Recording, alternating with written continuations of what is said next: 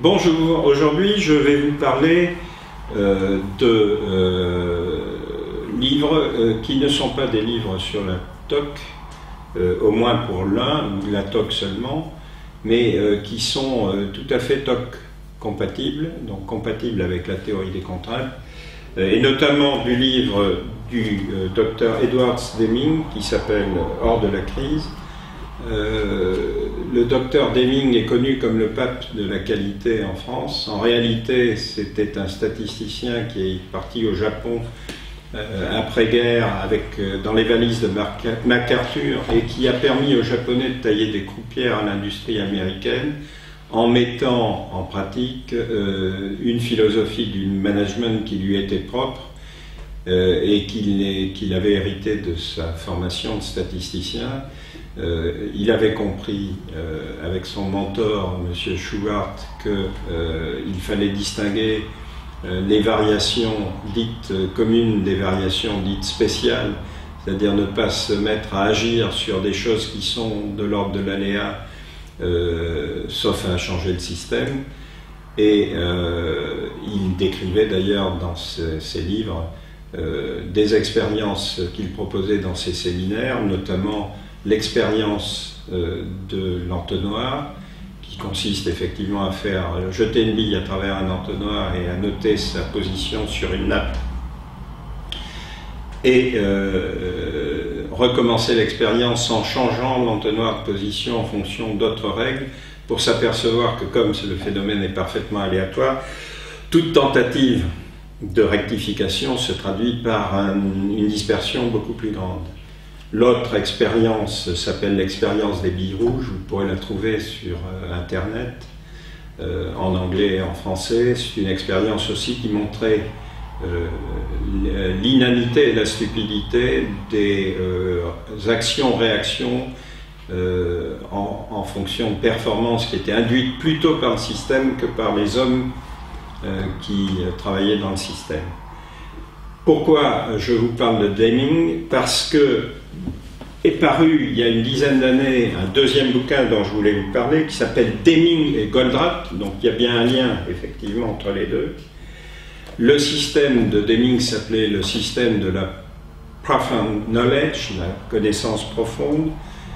Le livre traite donc des liens entre la théorie des contraintes et la connaissance profonde. Il a été écrit par deux personnages, Oded Cohen qui est un des premiers à avoir suivi Élie Goldratt sur les chemins de la TOC, et Domenico Lepore qui était plutôt un spécialiste de Deming et qui a été attiré par la théorie des contraintes. Et ils ont développé, à partir d'un arbre qu'ils avaient construit, une procédure, un process qu'ils ont appelé le décalogue et qui consiste en 10 étapes à mixer ce qu'ils ont cru utile de prendre chez Deming et ce qu'ils ont cru utile de prendre dans la théorie des contraintes. Ce livre a été suivi par un troisième livre dont je veux vous parler aujourd'hui, qui s'appelle Sekel ou Seychelles, c'est un mot hébreu, qui a été écrit par Domenico Lepore et qui fait état des progrès que Domenico Lepore, qui est devenu un spécialiste, a pu faire dans l'utilisation à la fois des principes et des préceptes de Deming et de la théorie des contraintes. Alors, c'est un livre extrêmement actuel. Je n'ai pas encore complètement terminé, mais en gros, la thèse de Domenico Lepore, c'est une vision du management beaucoup plus élevée, beaucoup plus ambitieuse, à travers effectivement une connaissance, une intelligence propre au management, avec les outils que fournissent à la fois le système of profound knowledge de Deming et la théorie des contraintes. C'est vraiment remarquable, ça remet en cause beaucoup de choses un peu inattendues, par exemple la structure hiérarchique des organisations.